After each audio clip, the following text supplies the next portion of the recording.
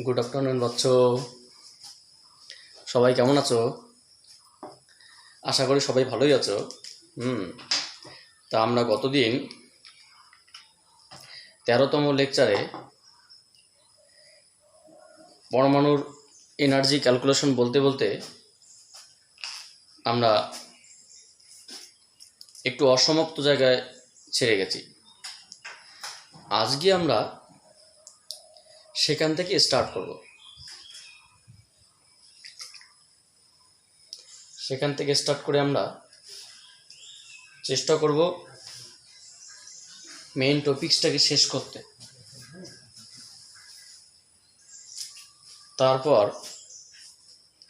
আমরা একটা নতুন টপিকস আজকে ধরব, যেটাকে বলা হয় স্পেকট্রা অ্যানালাইসিস। এটাও তোমাদের ক্লাস 11-এ কেমিস্ট্রিতে ছিল, যেটাকে বলা হয় এই রিডবার্গ ধ্রুবক বা বর্ণালী স্পেকট্রাম। তো যাই হোক, তোমরা সবাই আশা করি ভালোই আছো। আমরা আজকে আবার শুরু করলাম।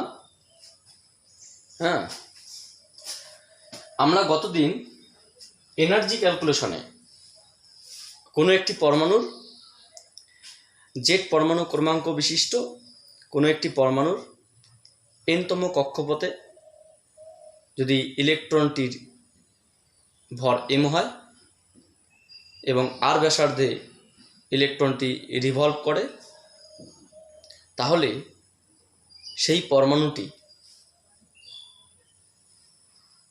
পরমাণুটিতে ইলেকট্রনের গতির জন্য যে মোট শক্তির সৃষ্টি হয়, সেই মোট শক্তি, that means kinetic energy and potential energy, আমরা সেই শক্তিটা আমরা আলোচনা করছিলাম যে total energy of an atom, total energy আমরা পেয়েছিলাম, total energy of an atom is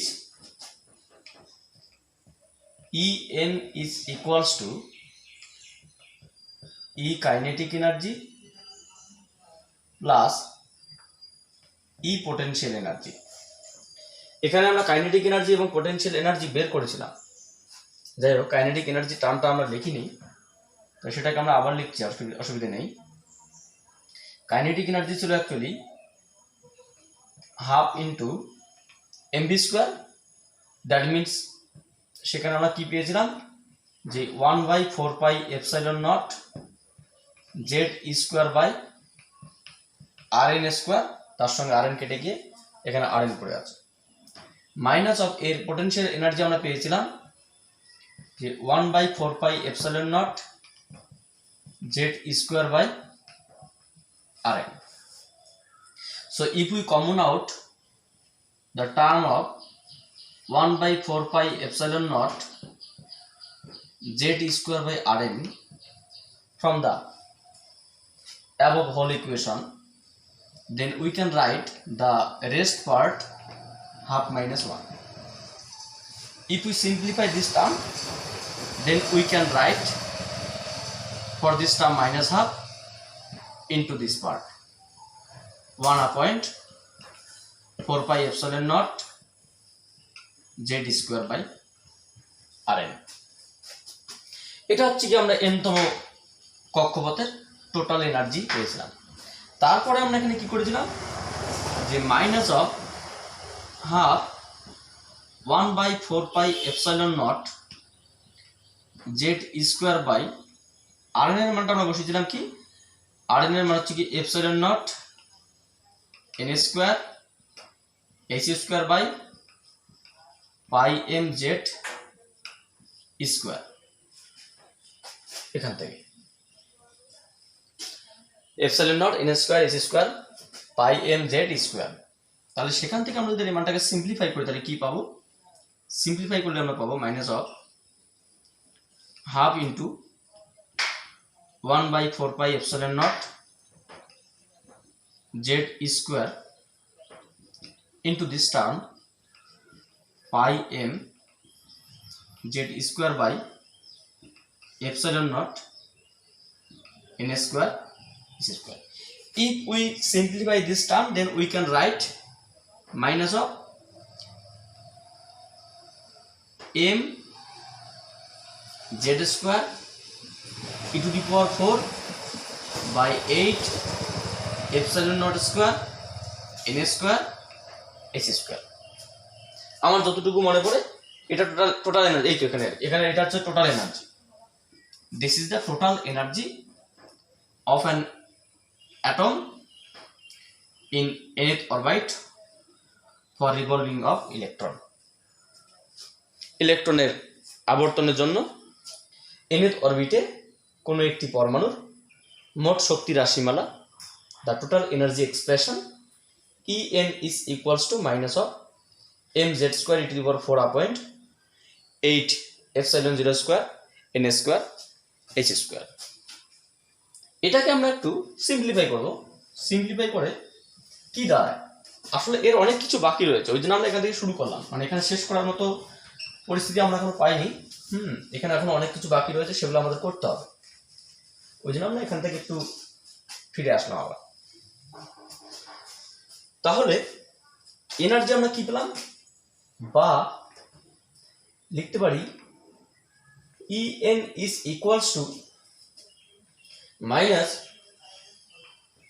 z square by n square into m e to the power 4 by 8 epsilon naught square h square.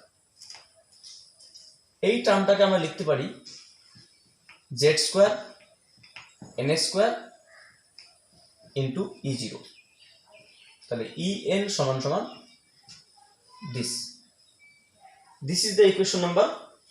এর আগে ইকুয়েশন নাম্বার এটা ছিল 1 2 3 4, জানি না সঠিক বলছি কিনা, যাই হোক ইকুয়েশন নাম্বার 4। মানে কাইনেটিক এনার্জির জন্য আমরা একটা ইকুয়েশন পেয়েছিলাম, পোটেনশিয়াল এনার্জির জন্য একটা ইকুয়েশন পেয়েছিলাম, টোটাল এনার্জির জন্য একটা ইকুয়েশন পেয়েছিলাম। না, এখানে এটা তো আমাদের এটা দিয়ে অঙ্ক করতে অনেক সময়, এটার নাম ইকুয়েশন 4, এটার নাম ইকুয়েশন 5। অনেক সময় এই সূত্র দিয়ে অঙ্ক করতে হয়, এটা একটু মাথায় রাখতে হবে যে ইন টার্মস অফ রেডিয়াস, ব্যাসার্ধের মান যদি কোনো একটা ম্যাথামেটিক্সে কোনো একটি পরমাণু ব্যাসার্ধের মান দেওয়া থাকে আর এই সমস্ত ইনফরমেশন দেওয়া থাকে, তাহলে তার যদি এনার্জি চায় তাহলে আমরা এখান থেকে বের করতে পারি। যদি ব্যাসার্ধের মান না দিয়ে কক্ষপথের সংখ্যা, পরমাণু ক্রমাঙ্ক এগুলো দিয়ে দেয়, তাহলে আমরা এটার পরিবর্তে রিপ্লেস করে এই সূত্রটা দিয়ে আমরা অঙ্ক করতে পারি। এটা জেনারেলাইজ ফর্ম, এটা হচ্ছে গিয়ে without n only when we replace the radius of the atom, then this formula are update in terms. That means this is the updated equation. This is the updated total energy equation. So equation number 5. Equation number 1 2 3 4 5, ঠিক আছে। তো এখানে আমরা যেটা লিখতে পারি যে where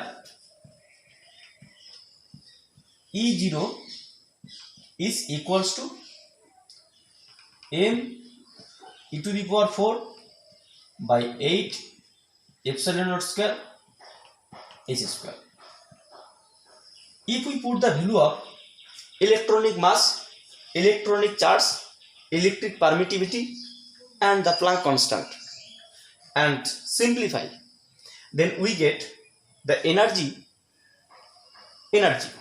See, this is the total energy and these two terms is the unitless quantity, একক বিহীন রাশি। তাই এটা কি, এই দুটি যদি একক না থাকে তাহলে এই এনার্জি, এটা যেহেতু এনার্জির ইকুয়েশন, তাহলে এটার একক কি এনার্জি আসবে। তাহলে আমরা যদি এটা মান বসিয়ে দিই, কত আসবে 9.11 10 to the power minus 31 into 1.602 10 to the power minus 19 to the power 4 8 into 8.854 into 10 to the power minus 12 whole square into 6.625 into 10 to the power minus 34 whole to the power 2 is the Planck constant.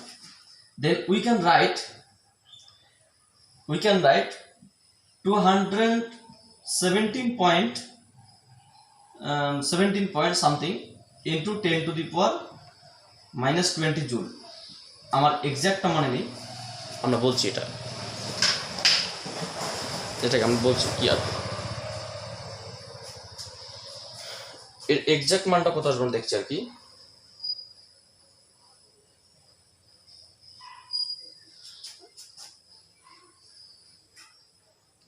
Nine point one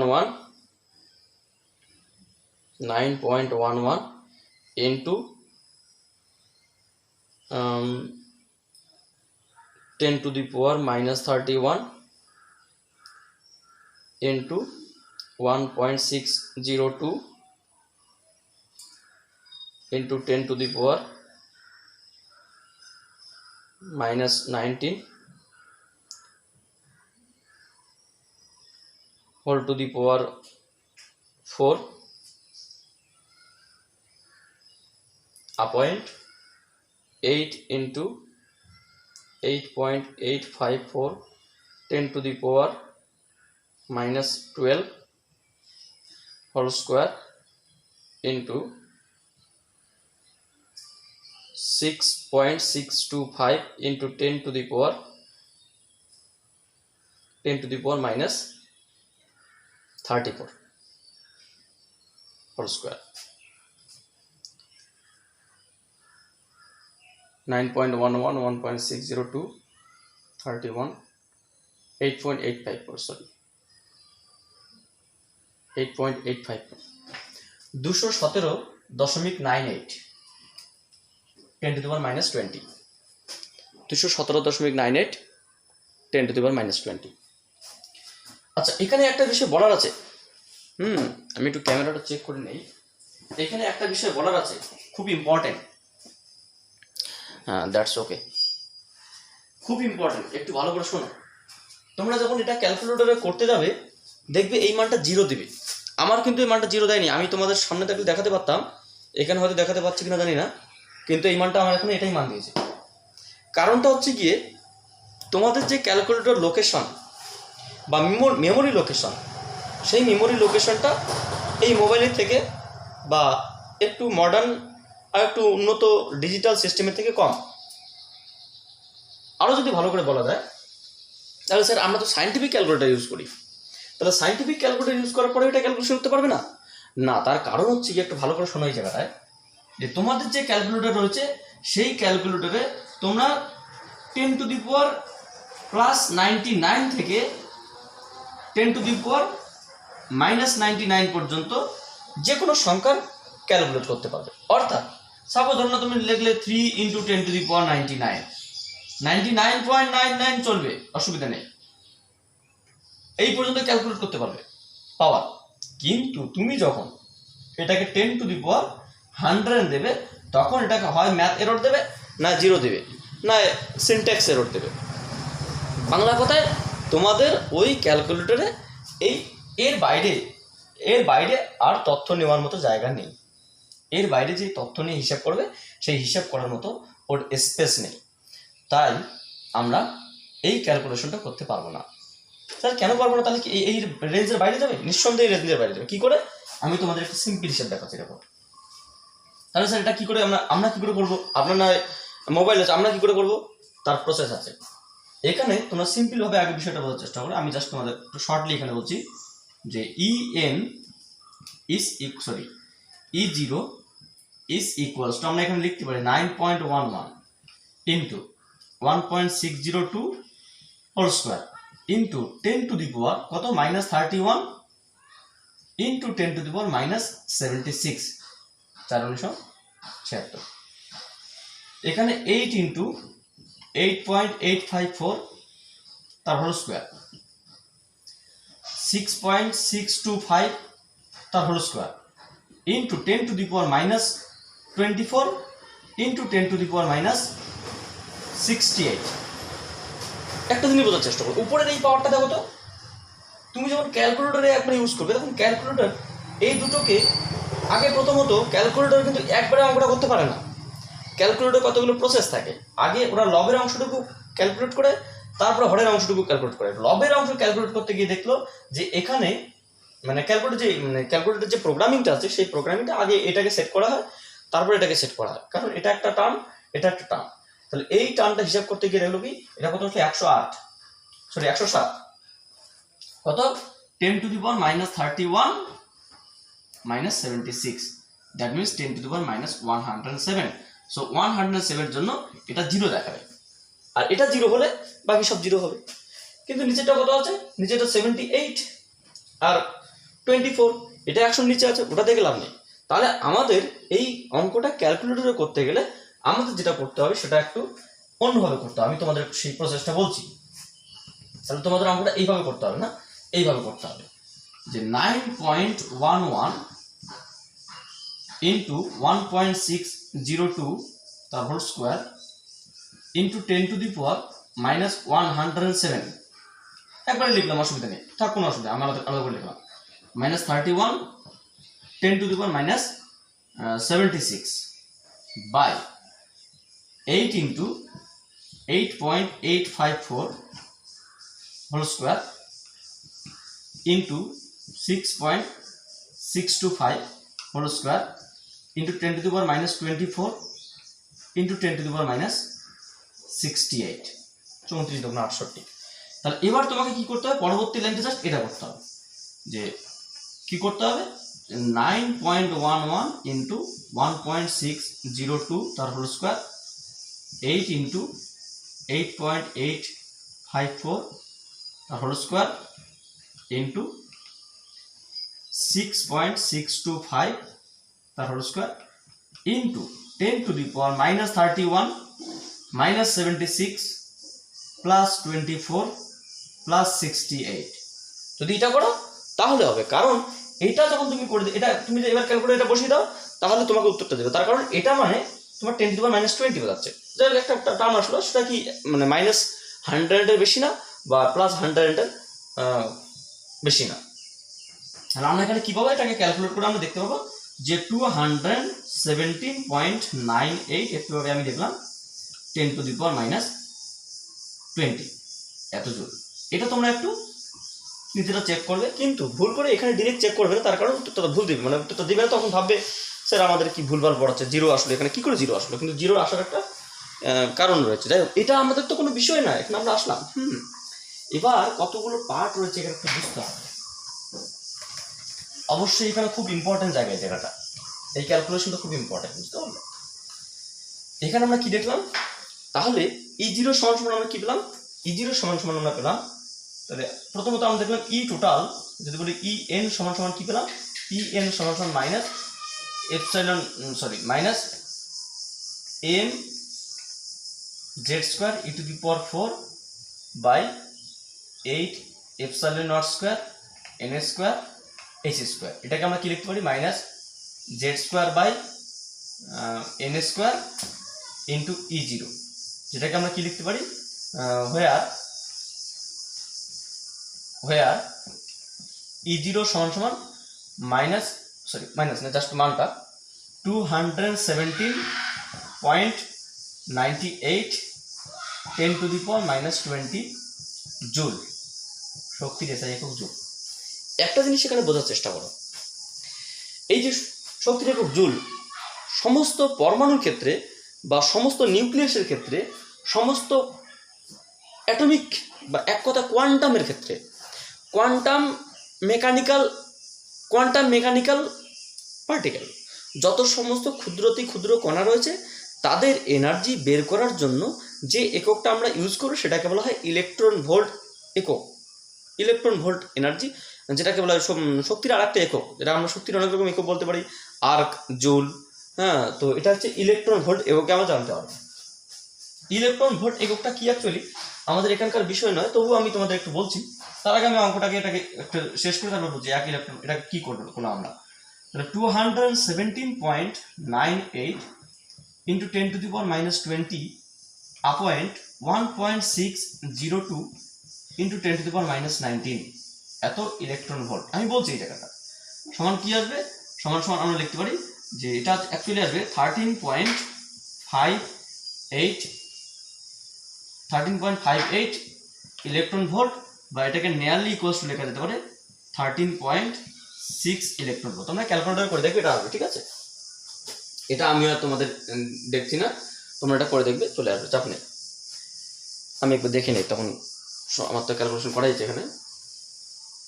তাহলে answer by 1.602 into 10 to the power minus 19। অ্যান্সারটা তো আমি দিতে হবে, অ্যান্সারটা লিখলে হবে না। 217.98 into 10 to the power minus 20, 13.606 বা অ্যাকচুয়ালি আমরা এখানে কোনো একটা মান ঠিকঠাকই আছে, অসুবিধা নেই। 13.58 বা 13.6 এটাই আসে, আমি তো লিখলাম নিয়ারলি ইকুয়ালস টু 13.6 এত ইলেকট্রন ভোল্ট। তাহলে আমরা এই এনার্জিটা কি পেলাম, এই যে এনার্জি E0 সেটা কত, এত ইলেকট্রন ভোল্ট। বা এটাকে সুতরাং আমরা লিখতে পারি কি বলতো, যে n তম কক্ষের শক্তি En is equals to minus 13.6 Z² by n² electron volt. তাহলে ইলেকট্রন ভোল্ট এককে ধ্রুবকটার মান এটা।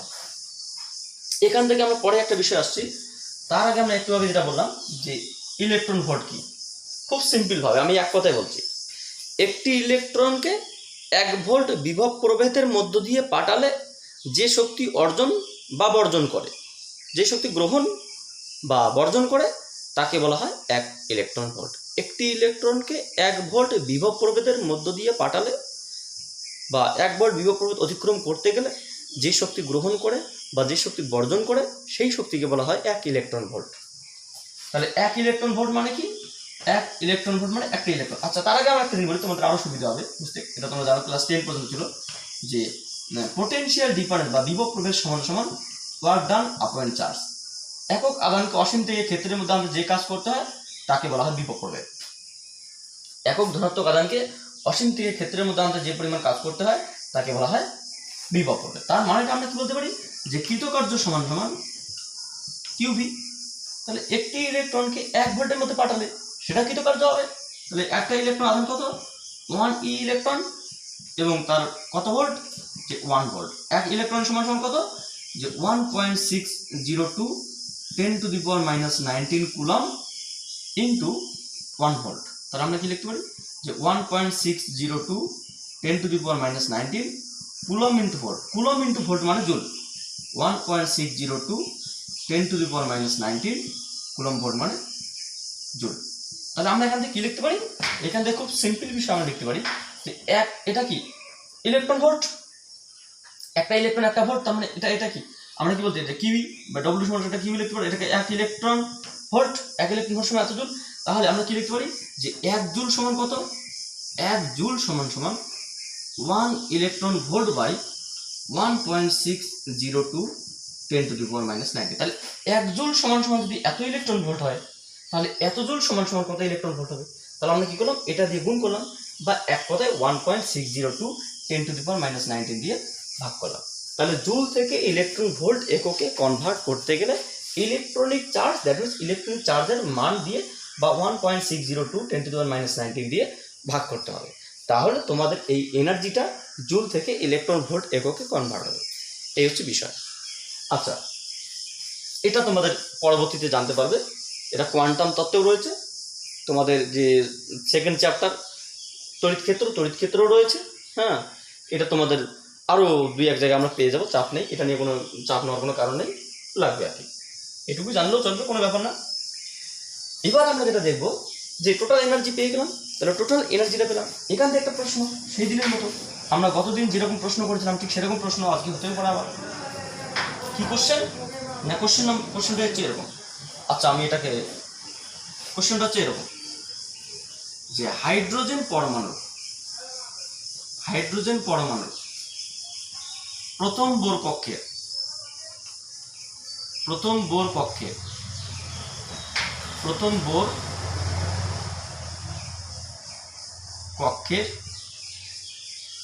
শক্তি কত?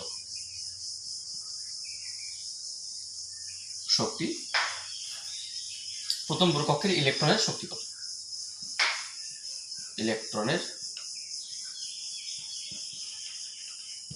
কত? শক্তিটা বের করো। তাহলে আমরা এখান থেকে কি বলতে পারি? সলিউশন আমরা কি পাবো? সলিউশন আমরা পাবো যে যেহেতু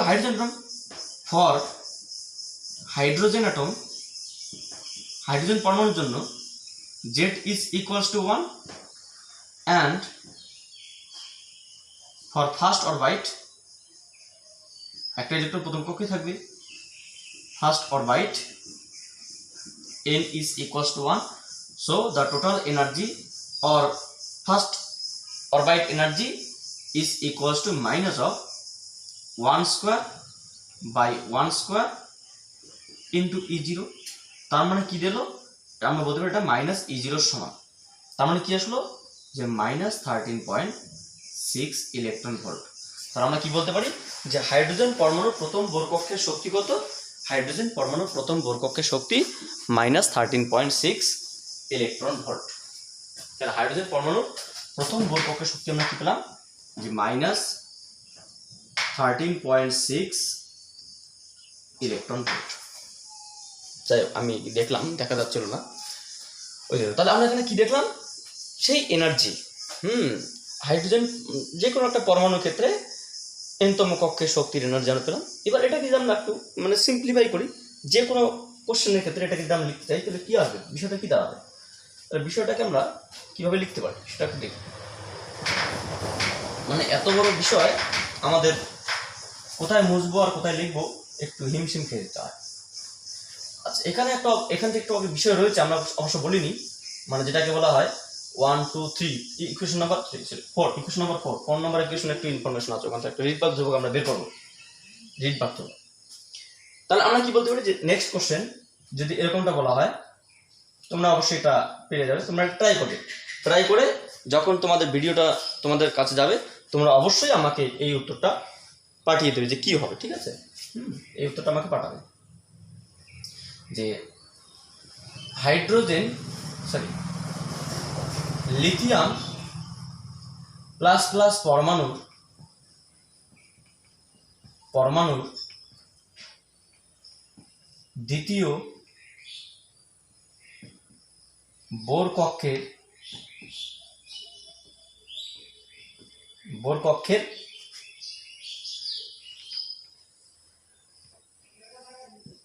মোট শক্তি কত? আমি তোমাদের কোশ্চেনের জন্য যখন ভিডিওটা যাবে, সেই ভিডিওটা যাওয়ার পর আমি তোমাদের উত্তরের জন্য ওয়েট করলাম, ঠিক আছে? আমি আর করলাম না, তোমরা এখানে ট্রাই করো। সমীকরণ সবকিছু দেওয়া রয়েছে। আমি তোমাদের আর একটা কোশ্চেন দিতে পারি, যদি তোমরা পারো এটা ট্রাই করবে, নাহলে আমাদের নেক্সট ভিডিওতে হয়তো এই কোশ্চেনটারই সলভ পেয়ে যাবে, ঠিক আছে? ম্যাথামেটিক্স যখন আমরা সলভ করবো নেক্সট পরবর্তী 2-4টা ভিডিও পরে, তখন এই সলভটা পেয়ে যাবে। তোমরা তার আগে ট্রাই করো যদি পারো। কোনো একটি পরমাণুর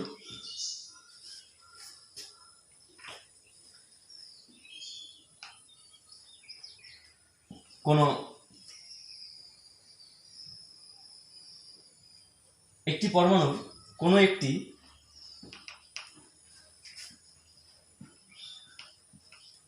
উদ্দীপ্ত স্তরে বা উদ্দীপিত স্তরে শক্তি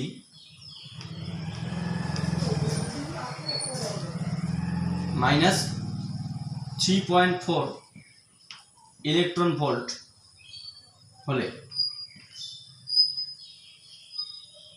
ওই স্তরের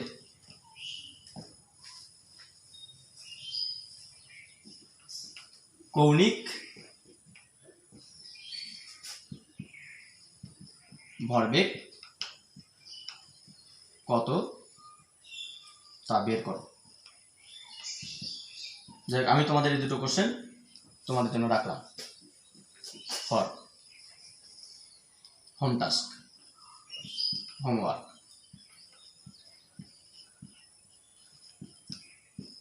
এই কোশ্চেনটা স্পেশালি ফাইনাল পরীক্ষা আসে। আচ্ছা, এরপর এটা আমাদের মোটামুটি একটা এনার্জির একটা ইনফরমেশন। আমি এটা চাইলে করে দিতে পারতাম, এরকম কোশ্চেন আমি অনেক করে দিয়েছিলাম ব্যাসার্ধের ক্ষেত্রে, কৌণিক ভরবেগের ক্ষেত্রে, বেগের ক্ষেত্রে। শুধুমাত্র এনার্জির ক্ষেত্রে আমি বের করলাম, তোমরা পেরে যাবে, একবার দেখলেই পেয়ে যাবে, অসুবিধা নেই। আমাদের এই এনার্জির ফরমেশনটা একটু চেঞ্জ করবো এই কারণেই আমরা এখনই অন্য একটা বিষয় দেখব, কারণ ওই চেঞ্জ ফরমেশনটা আমাদের লাগবে। বিজ্ঞানী রিডবার্গ, যোসেফসন রিডবার্গ, বিজ্ঞানী যোসেফসন রিডবার্গ এই হাইড্রোজেন পরমাণু যে এনার্জি এক্সপ্রেশনটা তিনি একটু অন্যভাবে লিখেছিলেন।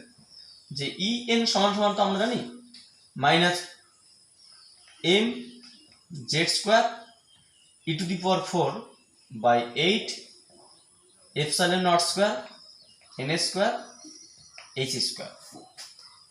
তার যে মেইন উদ্দেশ্যটা ছিল, এখান থেকে কোনোভাবে আমি CH মানে আলোর বেগ এবং প্লাঙ্ক কনস্ট্যান্টকে আমি একটা মাল্টিপ্লাই হিসেবে বার করে রাখবো। তাহলে আমি তাই যদি করি, এখান থেকে আমি জোর করে, আমার উদ্দেশ্য হচ্ছে CH আমি এক্সট্রা রাখবো সমীকরণটা ছাড়া। আর CH যদি আমি এক্সট্রা রাখি, তাহলে CH গুণ করে ভাগ করতে হবে। আমরা কি লিখতে পারি, mz² এই CH কেন করলাম তার কারণটা তোমরা এরপরেই একটু পরে তোমরা বুঝতে পারবে কেন আমি এটা, উনি কেন করেছেন, ওনার মানে করার পিছনে যুক্তিও আছে অবশ্য। হ্যাঁ, CH mz² e⁴/8 ε0² n² CH⁴, কারণ সির সঙ্গে সি আউট, সি কিউব থেকে একটা সি কেটে গেলে c² পড়ে থাকবে, সবই ঠিক আছে। মানে এই ইকুয়েশনটা এবং এই ইকুয়েশনটার মধ্যে কোনো পার্থক্য নেই, জাস্ট জোর করে আমরা এটা লিখলাম। এবার এটাকে আমরা একটু অন্যভাবে লিখতে পারি, যে CH⁴/n²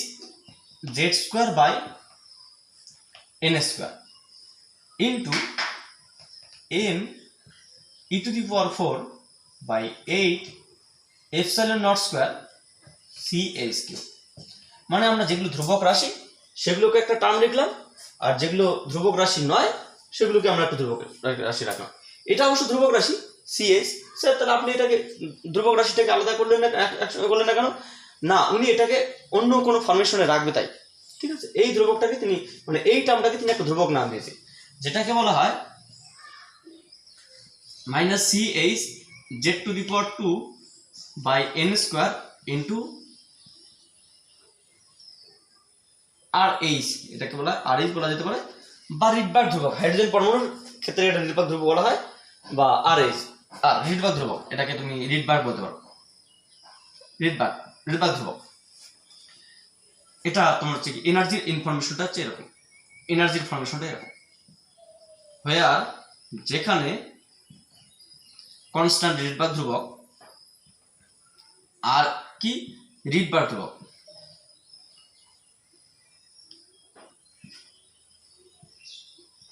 রিডবার্গ কনস্ট্যান্ট, যার মান কত, যার মান হচ্ছে m⁴/8 ε0² CH3। দেখো আবার সেই m⁴, মানে আবার একটু আগে যেটা ক্যালকুলেশন করছিলাম যার মান আমরা 100 পেরিয়ে গিয়েছিল, মানে আবার সে 0 আসবে, তাহলে আমাকে আবার আলাদা আলাদা করে করতে হবে। এটা কত, 9.11 ইন্টু 10⁻³ ইন্টু 1.602 10⁻⁻19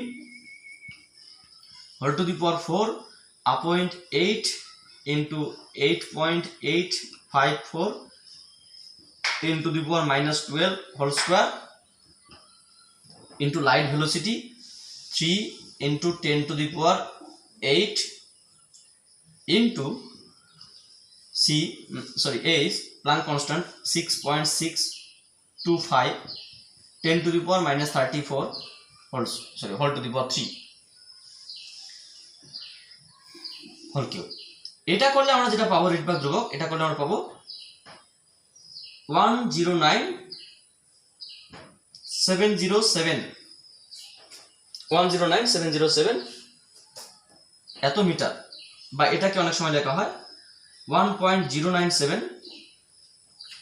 10 টু দি পাওয়ার 6। 1 2 3 4 5 দশক শতক হাজার ও এত সেন্টিমিটার 7 আসবে, তাহলে এত 10 টু দি পাওয়ার 7 মিটার। এত সেন্টিমিটার দরকার নেই, আমাদের ডিরেক্ট এটা লিখবো, এটা যেটা আসবে এটা বাদ, এটা তোমরা দেখবে এটা পাবে সেন্টিমিটার ফর্মে সমান লেখার দরকার নেই, এটা পাবে 1.097 10 to the power 7 metre. Metre inverse, metre না, মিটার ইনভার্স। কেন? তার কারণ এখানে এককগুলো যদি তুমি বসিয়ে দাও, মানে মিটার পার সেকেন্ড, তাহলে তুমি দেখতে পাবে এদের তো কোনো একক নেই। সি এর একক কি? Metre per second. এইচ এর একক কি? Joule second, Planck constant. আর এর একক আমি কি বললাম? Metre inverse. তাহলে মিটার ইনভার্সের সঙ্গে মিটার ইনভার্স আউট, সেকেন্ডের সঙ্গে সেকেন্ড আউট, জুল মানে এনার্জি, এটা এনার্জি। জেড এবং এনের তো কোনো একক নেই। বুঝতে পারলে কিনা জানি না। আমি যেটা বললাম যে এই আর এর এককটা কি হবে? মিটার ইনভার্স কেন হবে? কারণ সি তো লাইট ভেলোসিটি, আলোর বেগ, যার একক কি? Metre per second. Planck constant, যেটার একক হচ্ছে কি? Joule second.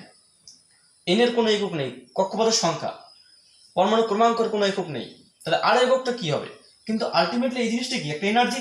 তাহলে আমি বলতে পারি যে এর একক কি? Metre per second, light velocity. Planck constant কি? Joule into second. জেড এর একক কি নেই, এন এর একক কি নেই, আর একক কি বললাম আমি একটু আগে? তাহলে 1/মিটার বললাম, মিটার ইনভার্স বা 1/মিটার। তাহলে মিটারের সঙ্গে মিটার আউট, সেকেন্ডের সঙ্গে সেকেন্ড আউট, তাহলে কি পড়ে থাকলো? জুল। তো জুলই তো আসবে, এটা তো এনার্জি। তাহলে এটা কি? Metre inverse. তাহলে এটা ভুল নেই। এটা আমরা পরবর্তীতে দেখবো আবার যদি কখন দরকার পড়ে।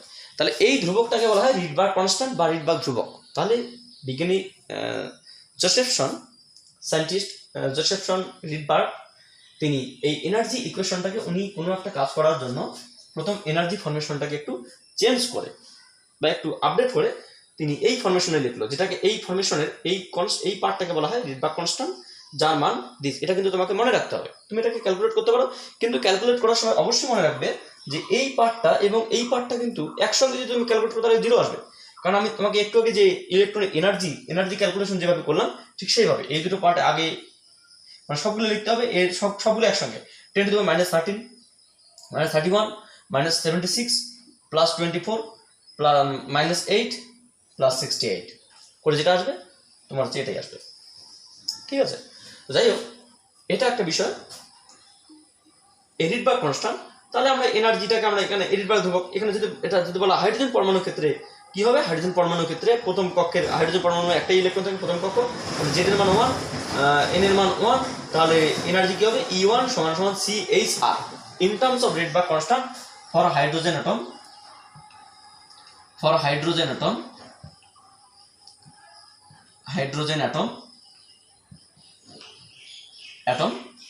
in terms of Rydberg constant, the energy equation is equals to E1 is equals to C minus CHR।